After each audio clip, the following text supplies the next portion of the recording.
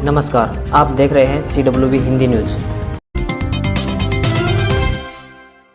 स्थानीय पुलिस ने हरियाणवी गायिका एवं डांसर सपना चौधरी के पति वीर साहू निवासी मदन हेड़ी जिला हिसार के खिलाफ विभिन्न धाराओं के तहत मामला दर्ज किया है। आरोप है कि वीर साहू बगैर किसी प्रशासनिक अनुमति के कारों के काफिले के साथ महम आए। उसका प्लान महम के ऐतिहासिक चौबीसी के चबूतरे पर आने का था। वीर साहू को पुलिस की मौजूदगी का पता चलने पर वह सीधा चला गया तथा उसके बाद फरमाना बाईपास जुलाना रोड पर 50-60 युवक वीर साहू के नेतृत्व में एकत्र हुए। इस दौरान कोरोना महामारी को फैलने से रोकने के नियमों का पालन नहीं किया गया। आरोप है कि किसी से भी न तो सोशल डिस्टेंसिंग रखी और न ही मास्क का प्रयोग किया गया।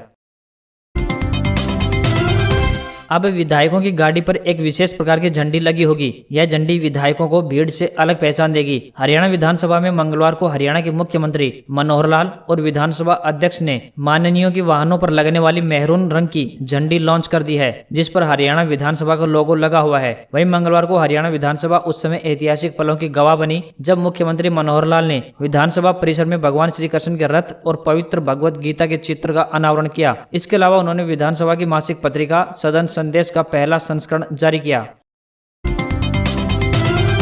हरियाणा के पुरातत्व संग्रहालय एवं श्रम रोजगार राज्य मंत्री अनूप धानक ने बताया कि जिला हिसार के उकलाना हलके में 29 मॉडल संस्कृति प्राथमिक स्कूल तथा एक मॉडल संस्कृति सीनियर सेकेंडरी स्कूल खोला जाएगा। राज्य सरकार ने इसकी स्वीकृति दे दी है। मुख्यमंत्री मनोहर लाल, उप मुख्यमंत्री दुष्यंत चौटाला और शिक्षा मंत्री कंवरपाल का आभार व्यक्त करते हुए राज्य मंत्री अनूप धानक ने कहा कि मॉडल संस्कृति प्राथमिक स्कूलों की स्थापना को मंजूरी देकर सरकार ने शिक्षा के स्तर में सुधार की दिशा में अपने संकल्प को दोहराया है।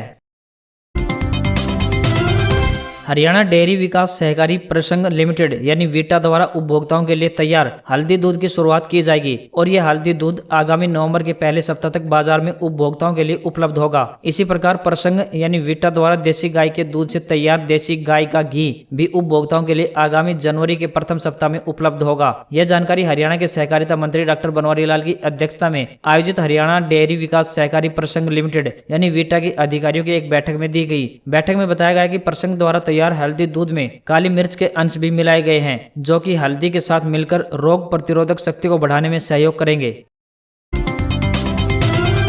हरियाणा के गृह मंत्री अनिल विज ने कहा है कि गत वर्ष 2019 की तुलना में इस साल 30 सितंबर तक प्रदेश भर में अपराध के ग्राफ में करीब 6% की गिरावट दर्ज की गई है। विज ने कहा कि 2019 के प्रथम 9 माह के दौरान 1,02,831 मामलों की तुलना में इस बार 96,672 केस दर्ज हुए हैं। उन्होंने कहा कि कांग्रेस प्रवक्ता रणदीप सिंह सुरजेवाला हमेशा ट्वीट करते रहते हैं कि हरियाणा में अपराध का ग्राफ बढ़ रहा है, परंतु उन्हें यह समझना चाहिए कि प्रदेश में क्राइम ग्राफ तेजी से गिरा है। पिछले वर्ष की तुलना में इस साल हत्या, महिला विरुद्ध अपराध, डकैती, लूटपाट, फिरौती के लिए अपहरण सहित अन्य जघन्य अपराधों के मामलों में कमी आई है। इतना ही नहीं, 2018 की तुलना में भी 2019 में अपराध में कमी दर्ज की गई थी।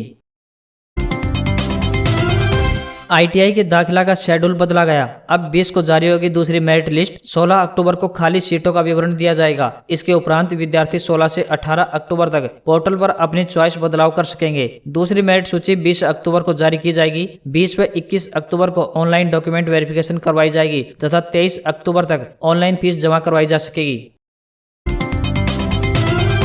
अंबाला के नारायणगढ़ में भाजपा ने कृषि कानूनों के प्रति किसानों को जागरूक करने के लिए ट्रैक्टर रैली निकाली, लेकिन ट्रैक्टर रैली को भारतीय किसान यूनियन के भारी विरोध का सामना करना पड़ा। काफी देर तक रैली को भारतीय किसान यूनियन ने चलने नहीं दिया। उसके बाद आगे आगे किसान और पीछे पीछे भाजपा की ट्रैक्टर रैली पुलिस सुरक्षा में चलती रही। रैली में हिस्सा लेने पहुंचे केंद्रीय राज्य मंत्री रतनलाल कटारिया व कुरुक्षेत्र से सांसद नायब सैनी ने प्रदर्शन करने वालों को कांग्रेस के पेट बताया। बता दें कि भारतीय जनता पार्टी की ट्रैक्टर रैली 3 कृषि कानूनों के प्रति किसानों को जागरूक करने के लिए पूरे लाव लश्कर के साथ नारायणगढ़ की सड़कों पर उतरी। ट्रैक्टर रैली को अंबाला से सांसद एवं केंद्रीय राज्य मंत्री रतनलाल कटारिया और कुरुक्षेत्र से सांसद नायब सिंह सैनी लीड कर रहे थे। ट्रैक्टर रैली कुछ किलोमीटर चली तो आगे भारतीय किसान यूनियन ने ट्रैक्टर रैली का जोरदार विरोध करते हुए ट्रैक्टर रैली को रोक दिया और सड़क के बीच में बैठ गए।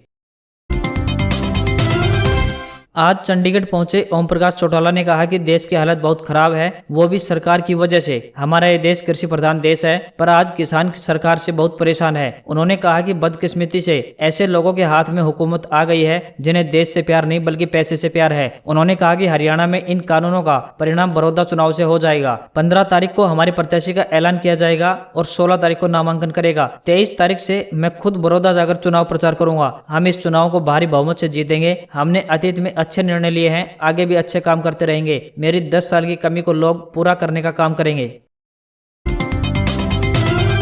हरियाणा की बड़ौदा विधानसभा सीट पर होने वाले उपचुनाव के लिए सियासी दलों में हलचल तेज हो गई है। चुनाव में किसे मैदान में उतारा जाए, इसको लेकर सभी राजनीतिक दलों में मंथन जारी है। इसी के तहत आज हरियाणा के मुख्यमंत्री मनोहर लाल खट्टर दिल्ली पहुंचे, जहां वह बड़ौदा उपचुनाव के लिए उम्मीदवार के चयन को लेकर बीजेपी आला कमान से मिलेंगे। बताया जा रहा है कि मुख्यमंत्री बीजेपी के राष्ट्रीय अध्यक्ष जेपी नड्डा से मिल सकते हैं। इस मुलाकात में मुख्यमंत्री के साथ बीजेपी प्रदेश अध्यक्ष ओम प्रकाश धनखड़ भी मौजूद रहेंगे।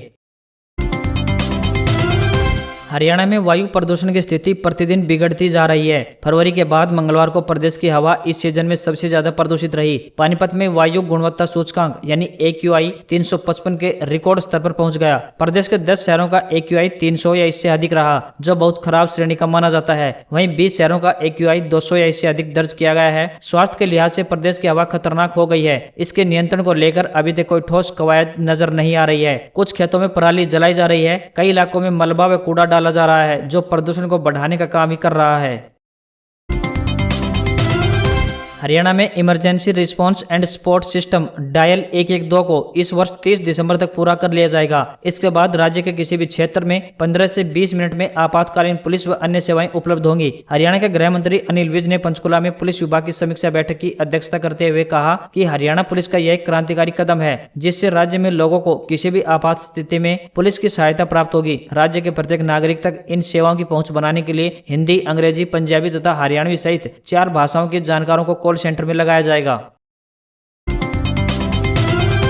हरियाणा केंद्रीय विश्वविद्यालय महेंद्रगढ़ में ग्रेजुएशन और पोस्ट ग्रेजुएशन पाठ्यक्रमों की दाखिला प्रक्रिया अपने दूसरे चरण में पहुंच गई है। विश्वविद्यालय शैक्षणिक सत्र 2020-21 में ऑनलाइन काउंसलिंग प्रक्रिया के अंतर्गत दाखिले के लिए पंजीकरण करने जा रहा है। 18 अक्टूबर से शुरू हो रही ऑनलाइन पंजीकरण की यह प्रक्रिया ग्रेजुएशन व पोस्ट ग्रेजुएशन पाठ्यक्रमों के लिए 22 अक्टूबर तक चलेगी। विश्वविद्यालय के कुलपति प्रोफेसर RC कोहाड़ ने बताया कि विश्वविद्यालय राष्ट्रीय मूल्यांकन एवं प्रत्यायन परिषद NAAC से A ग्रेड प्राप्त संस्थान है और यह शैक्षणिक व संस्थानों के मोर्चे पर देश के प्रतिष्ठित विश्वविद्यालयों में अपनी एक अलग पहचान रखता है। उच्च शिक्षा के इच्छुक विद्यार्थियों के लिए हरियाणा केंद्रीय विश्वविद्यालय एक बेहतरीन विकल्प है।